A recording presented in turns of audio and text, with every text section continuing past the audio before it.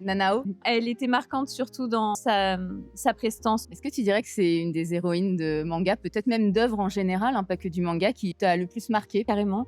Et puis même à travers tout ce qu'elle vit, c'est loin d'être le style de vie fleur bleue que tu retrouves la majeure partie du temps. C'est pas juste des histoires enjolivées qui sont là pour faire beau dans une série, pour qu'on s'imagine une vie toute jolie. C'est vraiment représentatif d'une vraie vie, de choses que pourraient vivre de vraies personnes. C'est aussi pour ça qu'on les aime, parce qu'elles sont vraiment humaines. C'est les personnages les plus humains qu'on puisse trouver, je trouve, de par leurs erreurs, leur comportement, leur vie. C'est vrai. Dernière question, qu'est-ce que Vas-y. tu préfères chez Nanao? Qu'est-ce que je préfère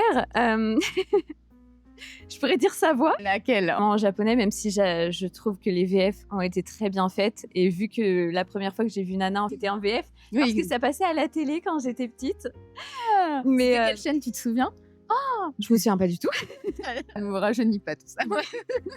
Mais par contre, j'ai un truc avec les voix. Il y a certaines voix, j'adore. Je comprends. Mais après, que ce soit chanter ou parler, j'aime les deux, même si Anatsuchiya, c'est quand même pépite. C'est tout le personnage en fait que j'aime. Je pourrais même pas te dire une chose en particulier chez elle. Mais après, peut-être, alors je fais ma petite analyse de 2 secondes, mais comme tu parles de la voix, ça veut dire beaucoup de choses aussi. Elle a ce teint grave, assez assuré et assez androgyne, finalement.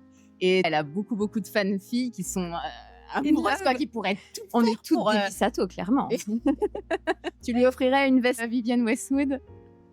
Si j'avais le budget, ouais, carrément. Ok, bah on va finir là-dessus. Merci. Merci à toi.